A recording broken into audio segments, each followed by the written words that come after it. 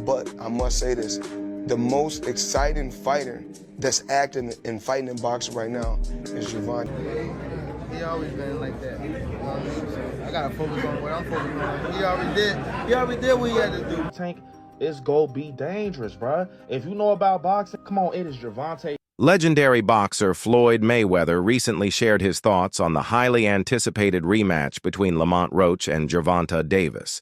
He strongly believes that Lamont doesn't have what it takes to beat Gervonta this time. According to Floyd, Gervonta's speed, power, and ring intelligence make him an extremely difficult opponent. He said that Lamont's current style and skills aren't enough to deal with that level of talent. Unless Lamont makes major changes to his strategy, Floyd believes Gervonta is very likely to stay in control and win again. Versus Gervonta Davis may get overturned. It's not going to happen. Apparently, they said that PBC, the production went out, so they couldn't do a replay, and they have replay in New York, and that's why they're not going to overturn this. Boxing never goes back to overturn anything. They don't investigate any corruption as long as they money good.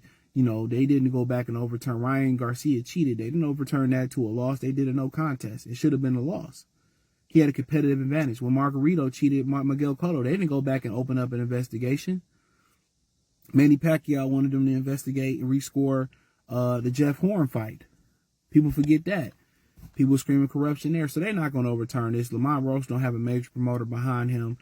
People will get paid off, and this will go away, and they're going to uphold the win, even though they blatantly broke the rules on 2 separate occasions. The knee should have been counted and wiping the face. So boxing has always been corrupt. It's always been controlled by money.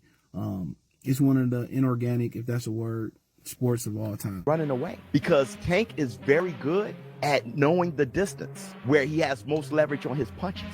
If you think about Mike Tyson is strange to say, but he wasn't great with his power when he was very close on the inside. Mike Tyson was a mid-range puncher. That's why Mike Tyson could go in from a distance and step in and knock you out. But when y'all close, Mike Tyson didn't really have all his power in there. Neither does Tank. So if you're backing up, Tank can go get you. Other than that, Tank has to counter you. That's how Tank knocked out Rody.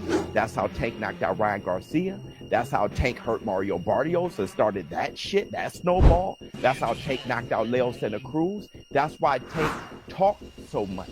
He needs you. From the beginning of his career, Gervonta Davis was caught in a complicated relationship with Floyd Mayweather. What started as a mentorship slowly turned into a more controlling connection.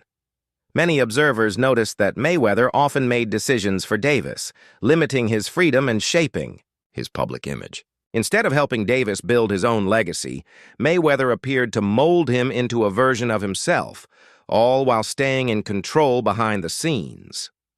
Adrian had the weigh-in. So from his weigh-in, they meet us at the food spot. So from there, we go to the gym. So remind you, they already got this set up. Floyd already got it set up. He already posted on Instagram. It probably was like 100 people in there, and he turned the heat up. That's what Floyd do. He turned the heat up in the gym while you in there. So he turned the heat up. Boom. We spar, but while we sparring, Floyd is in the ring.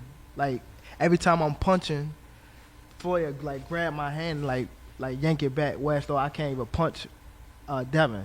So it was times that like I catch Devin, boom, or I'm about to swing and Floyd like yank my hand back, or he'll push me to the ropes. Like he was actually like touching me while we were sparring. Like why? Like, he was, cause it was like Devin was his guy, cause Devin was training at his gym at the time. So, and he was training with his father. So, Devin was on. I mean. Floyd was on Devin's side. Sounds so like that's a conspiracy to me. Yeah, but later down the line, probably about like a couple months. No, this was recently, not recently, but probably like 2 years ago. I asked Devin to like come to like spar me. And he was like, "No, I ain't no sparring partner." I had somebody hit him up. Davis has openly talked about the difficulties he experienced under Floyd Mayweather's mentorship, especially during sparring sessions with Devin Haney. He described moments where Mayweather's interference made him feel held back. In one key session, just as Davis was gaining the upper hand over the younger Haney, Mayweather stepped in and stopped the action, cutting off Davis's momentum. People who witnessed these moments felt that Haney was being favored, while Davis wasn't given a fair chance to show his full abilities, even in private training meant for growth. These repeated interruptions made Davis feel overshadowed by the very person who was supposed to support his progress. Floyd Mayweather had been doubtful about the true strength of Davis's power. Floyd outdoing him. He always been like that. You know what I mean? So I gotta focus on what I'm focused on. He already did what he had to do, bro. I ain't gonna lie. Me, if I did what I like what he did in the sport, I ain't gonna lie, I'd be the same way. Yeah. You know what I mean? So I don't follow him for like stand to himself and things like that. You know what I mean? But it's also a part of me type thing, like come back and help too. You know what I mean? So it's much love to the whole Mayweather promotion. You know what I mean? Ain't no bad blood type shit. And a lot of people think like when I be tweeting on Instagram, I be mad. I just be. At first, Davis saw his relationship with Floyd Mayweather as a mentorship, but over time he began to feel it was more about control than support. Mayweather, known for his smart business strategies, appeared to make sure that Davis's career choices always aligned with his own interests. From picking opponents to managing media appearances, Floyd had a firm hold on Davis's path. Davis gained experience and matured in boxing. He started to recognize this pattern, which led to growing frustration and mistrust. Eventually, the gap between them widened as Davis began seeking more independence. I see no one like a fighter do better than them. Why the say Terrence Crawford should fight Benavidez? That don't make no fucking sense. You don't never want to see nobody be better than him. I'm telling you. Who's next in line? Just so you're next in line. Is there like the last question, guys? Is there like a love-hate for Floyd though? Like, yeah, the fighter? Yeah, I love the fighter. Like, I ain't gonna lie, if he was like chill, like he'll be the smoothest. But he's not. You know what I mean? He's a great fighter. And my bad. And you're good, man. And he cause I don't want to say like he's just a scumbag, but it's like he's a great fighter, and sometimes he can be good, but it's like it's always. Floyd Mayweather had been doubtful about the true strength of Davis's power, but recent training videos have changed that perception. The footage shows Tank going through intense drills and throwing explosive combinations, revealing a more focused and powerful fighter than many had anticipated. These performances have clearly surprised Mayweather, leading him to rethink his earlier doubts and recognize Davis's growing skills and readiness to compete at an elite level. Is Gervonta Davis going to go somewhere in the pound for pound? Knew he deserved to be in the pound for pound? Absolutely. Do Terrence Crawford deserve to be in the pound for pound? Absolutely. But what about Gervonta Davis? And he deserved to be somewhere also in the pound for pound. Why don't they give him that credit? Because he Believe that Davis's underwhelming performance against Lamont Roach had more to do with his personal struggles than Roach's abilities. Davis openly admitted he was dealing with mental and physical challenges at the time, even considering therapy and taking a break from boxing. Despite not being at his best, he still entered the ring.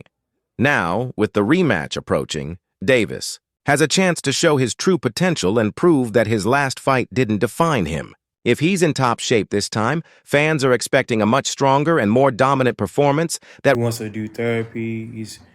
He wants to do real estate. They want to say he wasn't all in because him and Roach are friends, and he's going to be focused for the second fight. A lot of excuses. They want to say it's because of the braids, the oil getting in his eye. Whatever. This is what really happened. And I just now came to this conclusion because I've been making some other videos for Patreon, but Lamont Roach posted a video recently on... the first fight revealed weaknesses in Davis's defense and stamina, which Roach took full advantage of. Now, the rematch is a critical moment for Davis to prove whether that performance was just a bad night or a sign of decline. With questions about his power and sharpness, this fight is about more than just winning. It's about proving he's still a dominant force and silencing his critics. The pressure is intense as Davis fights not only to win but to reclaim his reputation. His split with Mayweather Promotions wasn't quiet. It was loud and messy, filled with public arguments, passive-aggressive remarks, and disputes over control. Davis wanted more independence and honesty, while Mayweather seemed unwilling to give it. The separation exposed how deep the problems had grown and confirmed for many fans that their relationship had become toxic long before it officially ended. It's good for them to do it and become their own boss. And then if another guy does it, it's not good for the sport. He's disloyal. And what's wrong with Tank saying he want to be his own boss? And honestly, I've been there. The relationship between them two is very toxic. It's a toxic relationship. It's up and down and up and down. And I'm not going to elaborate to everything that I know, but it's a very toxic relationship. And that's why when I tweet stuff, I don't tweet often, but when I tweet, I may fire off 50 tweets in the day. And that's why when I tweeted certain things about the relationship, Tank retweeted it because he knows. Like, I'm not just going to say what it is. It's a very toxic relationship. It's back and forth. And I think it will serve him best to go. The many experts believe that the excitement around Roach's performance in the first fight is a bit exaggerated. Tank Davis went down because grease got in his eyes, affecting his vision, not because of a clean knockout punch from Roach. This detail changes the way the fight should be viewed, suggesting it wasn't as dominant a win for Roach as some claim. Now, Tank is preparing to come back stronger and more aggressive, sending a clear message to boxing fans. This new version of him is a serious threat, and his power in the ring should not be underestimated. Lamont dang near like beat Tank like clean. Like basically like we seen it, like yeah, he did Tank that one, but like Tank was limping out the ring. Bro, he didn't even get over on Tank for real. Y'all only saying that because Tank took the knee. And when Tank took the knee, it wasn't how like Ryan Garcia was when he took the knee once Tank went to his body. It was like, dang, like I'm taking him and get right back up. Can you do that in boxing? No. But y'all can't say that basically that, oh yeah, he won because of the knee. That shows that people just want to see Tank lose, bruh. Cause y'all betting y'all money on basically Tank losing because of that knee. Yes, it was a good fight. Yes, I'm not gonna lie. Lamont was defending himself like he's skilled. But, bro, he ain't walk all over Tank. Tank, bro, if y'all go back and watch the highlights, I just watched the highlights last night. Them last couple of rounds, bro, Lamont was balled up. Tank was literally, he was trying, like you could tell Tank was like, dang, I waited too long. So he was trying to throw some stuff like to make sure he get that one blow. But it didn't work. So that's why they're doing that rematch so they could start over from scratch, round 1 to round 12. We're going to start over clean and let's see what's going on now. Now y'all want to be saying, oh no, man, I ain't gonna lie. At the end of the day, the first fight is what matters. No, it don't. Tank was, look, he real enough to say, hey, bro, let's do a rematch. Now, if he ain't do a rematch, he's like, oh yeah, something going on. Nah, hush, hush. Hey, Calvin, step to the side. Let me get somebody else right now. I'm gonna be hush. Let me get back in the gym and put my... Surprisingly, even Tank Davis's usual critics are predicting a clear win for him in the rematch. The general belief is that Tank is now fully focused and highly motivated, knowing that this fight directly affects his legacy. Unlike before, he's not distracted by other opponents. His full attention is on Roach. Many believe this intense focus will help him regain dominance and get his career back on track.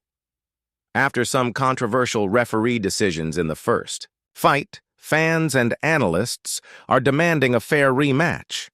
The previous referee, Steve Willis, was accused of favoring Davis, which raised questions about the fairness of the result. Roach's team has openly asked that Willis not officiate again. The goal this time is clear: to have a neutral referee so the fight is decided purely by the fighter's skill and performance, without any lingering controversy. Obviously, the part with the grease in the eye, that took on a life of its own. You know what I'm saying? That was a headline in the fight. One is, what did you think when he said that initially, just like the grease in the eye? But two is like, when you was in the fight, was there any point that you saw that? Like, did you see like him kind of messing with his eye, or did you have any indication that that was something that was bothering him? No, see, and that's the thing. If you look at the whole fight, he was never bothering his eyes before You jabbed him. Before I jabbed him. Even that right hand that, like, you know what I'm saying, that kind of landed, he kind of rolled with it. But after that, you could see him wipe his eye. And then, right after I hit him with the jab, you could see him wipe his other eye. So it's like it was corresponding to which hand that I punched him with and exactly which eye. So it's like crazy for him to say it's grease in my eye. And I think even when he say that, you could see me because I'm right beside him. You could see me like, nigga, what you talking about? So, right. But you said you don't think he willing though. Yeah, whatever. See, but who cares? Like, sweat gonna get in your eye, blood gonna get in your eye. Yeah, it don't matter. Spit fuck around and get in your eye. You know what I'm saying? But you, it's not like you can be like, all right, time out, ref. Hold on, Take no ref. time out. You can't do that. Right. Would you be cool with Steve Willis doing the next fight? Hell no. He can't do the next fight. No, he can't do the next fight. Right. No. Pops, it's a no? Hell no. Yeah, fuck that nigga. Yeah. You know how many Coach Ben on him, man. He lucky he ain't running Coach Ben after that fight. But look how many times he fucked the fight up though. Right. The knee, him going to the corner to get assistance, like who knows? Not saying that they did any cheating shit or nothing like that. But like he wiped his face with a towel. You can't do that. Right. You can't do none of that. Right. That's a disqualification. You turned your back on the ref after you took a knee. Usually the ref gonna be like, all right, he don't want to fight no. Some well-known boxing figures, like Gary Russell Jr., disagree with the idea that Roach clearly won the first fight. Russell argues that while Roach held his own against Tank, he didn't do enough to clearly outshine him and earn a definitive victory. In his view, beating a champion like Davis requires showing undeniable superiority throughout the fight, something he believes. Personally, I had Gervonta Davis up a round because whenever you have rounds where nobody's doing anything, I'm not just going to do what most people do, and especially people that don't like Gervonta Davis, which is just give the round to the other guy because Gervonta Davis didn't manage to knock him out that round. Okay, so this is Gary Russell Jr. clearly saying, man, no, I don't think Lamont Roach won that fight. You also had Al Bernstein, and Al Bernstein, I'm telling you, is a very, very straight, fair guy who I don't know if he was on that call, but he used to work with Showtime. I don't know if he was on there. I don't recall if I heard him. I think it was Rolly Ronaldo that was calling it. But Al Bernstein, who was a very, very objective person, said, hey, look, no. Sorry to break it to you, but Gervonta Davis won that fight. Yeah, Lamont Roach put up a really good fight, but Lamont Roach was not dynamic. He did not do anything to really separate himself from Gervonta Davis. He just kept it equal. He just tried to keep it even. But Jeff, Mayweather's analysis of Gervonta Davis's first fight against Lamont Roach pointed out several areas where Tank fell short. He noted that Roach set a faster pace, landed more punches, and controlled the rhythm of the fight. This constant pressure kept Davis on the defensive and made his usual power and precision less visible. Jeff was surprised by Davis's uncharacteristic performance, as he's normally known for dominating his opponents. Instead, he looked out of sync, leading Jeff to suggest that Roach's higher work rate may have been enough to deserve the win. This viewpoint adds to the ongoing debate over whether the official decision truly reflected what happened in the ring, making the rematch a crucial chance for Davis to reestablish his dominance. Decision I think I might have ever seen. I don't know how that's not a knockdown. But anyway, thoughts on the overall fight first, Jeff? I think that it was a good fight on both sides, and I do think that Roach actually won the fight. I thought he outworked Tank. I thought that he threw more punches than Tank. It seemed like Tank was fighting like he always do. It just seemed like he was just waiting for him to figure out whoever was in front of him like he always do and then go to work. But this time when he went to work, the guy went to work back. So, I mean, he had somebody that was firing back at him. It's the same way.